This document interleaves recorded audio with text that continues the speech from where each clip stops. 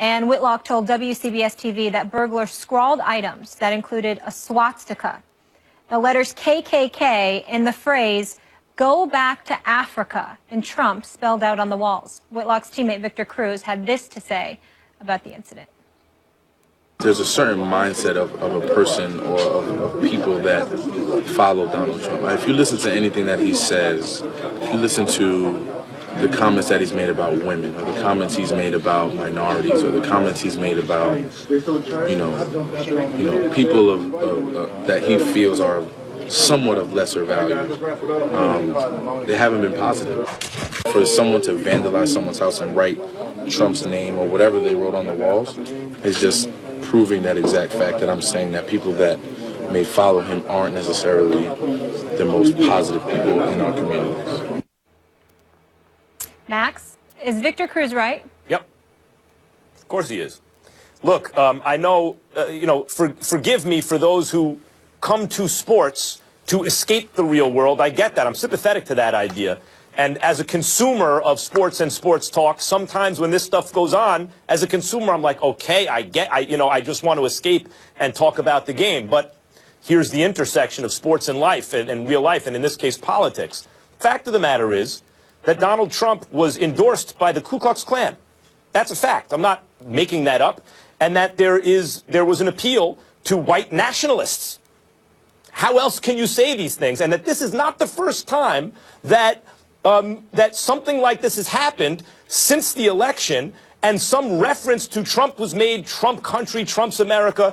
And to Donald Trump's credit, he did, in a nationally televised broadcast, at one point say it should stop. That's terrible. But a couple things need to happen.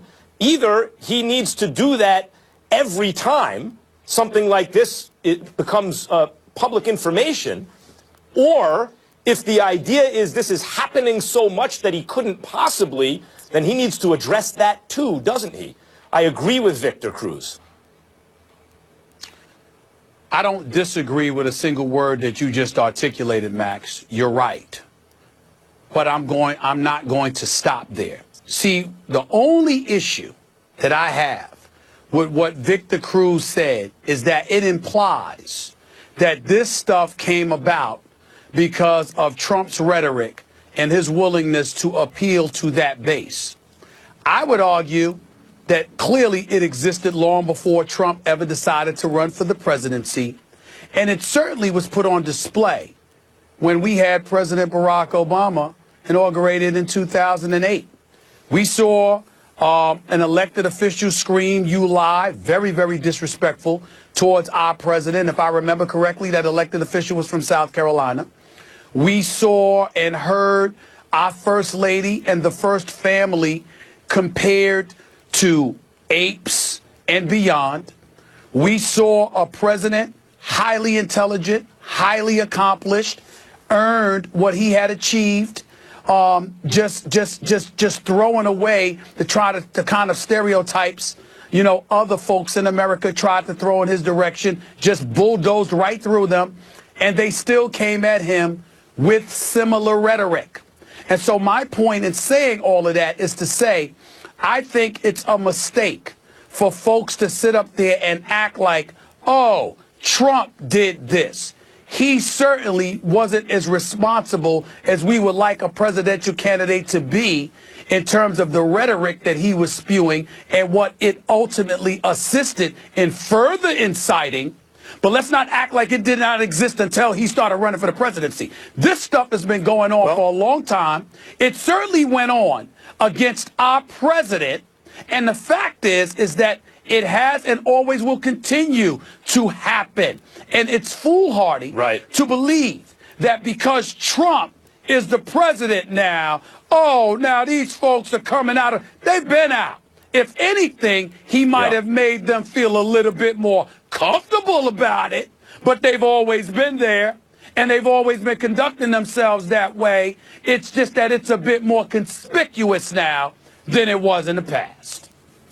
Yeah, it's an ugly America, an ugly side of America that we're seeing.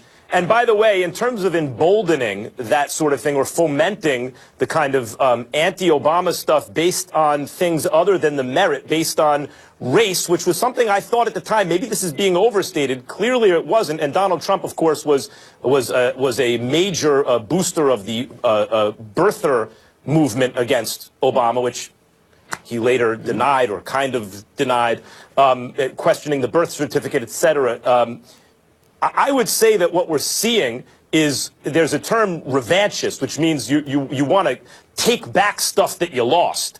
And clearly, he's not president yet, by the way, Stephen A. He's president-elect, appealed to that idea with racist white people who seem to want to take back gains made during the civil rights movement, or at least are angry about it, or maybe angry about Obama. I don't know. I don't want this to turn into a political show at the moment. But Victor Cruz pointed something out which is undeniably true, and hopefully the president-elect will continue, as he did the one time, to, in strong language, denounce this kind of behavior from his supporters. Well, how do we know he's a supporter? Because he scrawled Trump after scrawling swastikas. So it's a admitted supporter. And the president-elect should in strong language, let everyone know.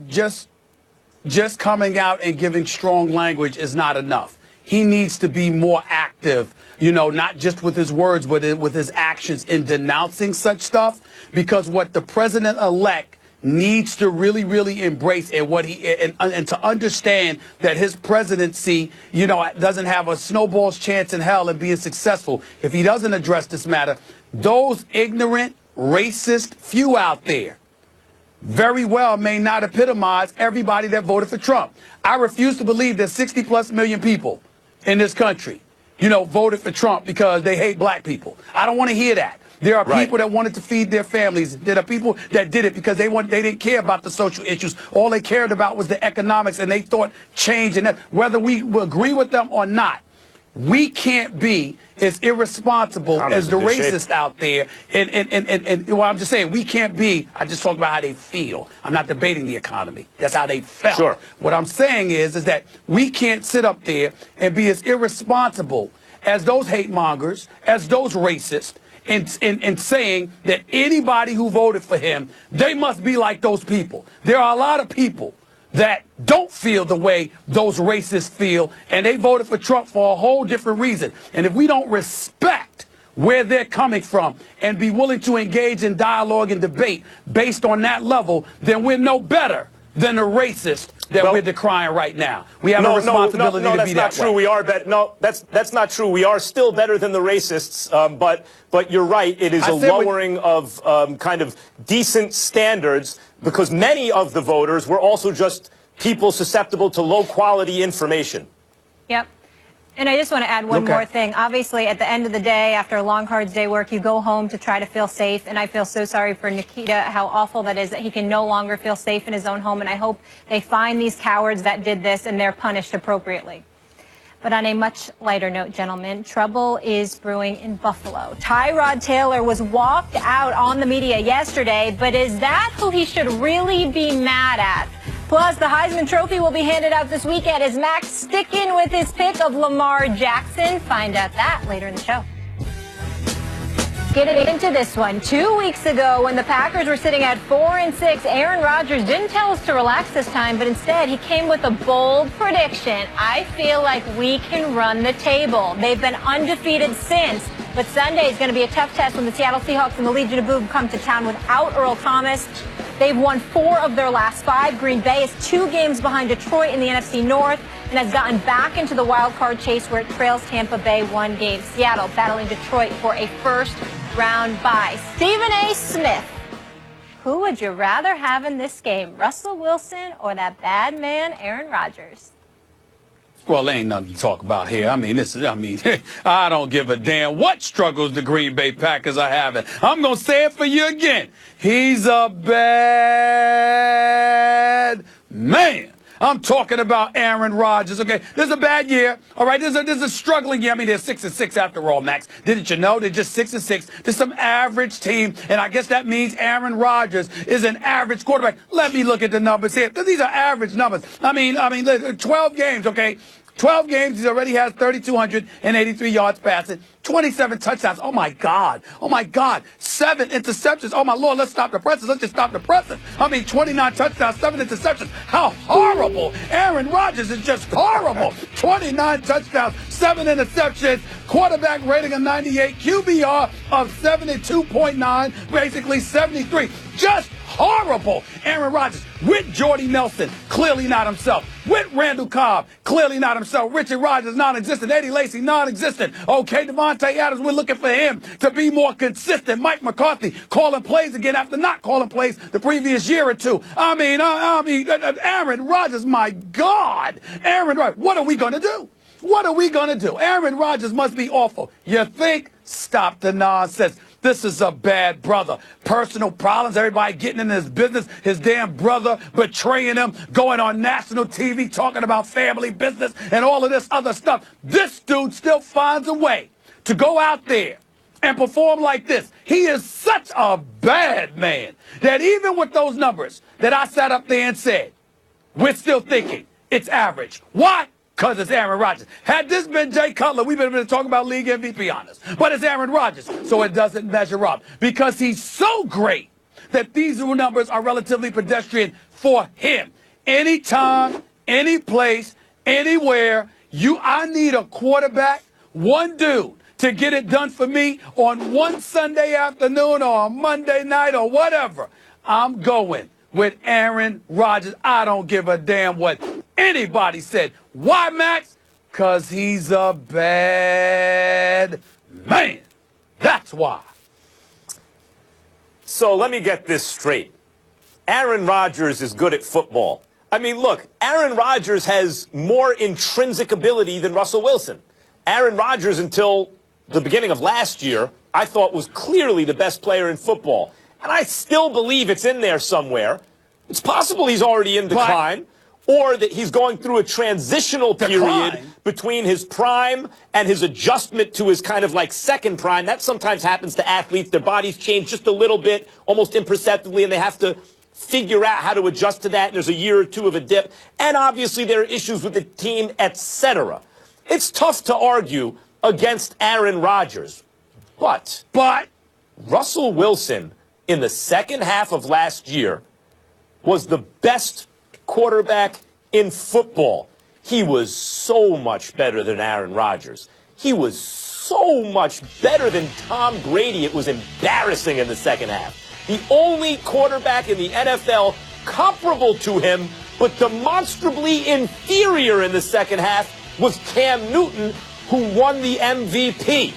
Now, Russell Wilson is playing behind a bad offensive line all year. No doubt about it. He's been hurt all year. And in fact, I think that there's actually an argument for Russell Wilson, not that he should be the MVP at this point, but that he deserves some consideration for keeping his team among the elite when he's been hurt, and maybe shouldn't have even been out there, when he's been playing behind that bad offensive line, etc. But Russell Wilson is a guy now entering his prime, and Aaron Rodgers, whether he's exiting it or adjusting or the team's just not as good, is clearly not as good as he was. I mean, not just all this year and last year. It's last year, too. It's almost 2 years now that he hasn't still excellent because he's arguably the greatest ever when he was at his best, but not the same guy over the last 2 years. Still elite, not quite the same guy as Russell Wilson's entering his prime.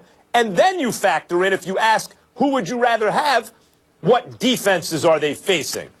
How about the Legion of Boom? How would you like to face? You want to face the Legion of Boom with Aaron Rodgers or that Green Bay defense with Russell Wilson? I'll take the Green Bay defense with Russell Wilson, and the answer for this game is Russell Wilson.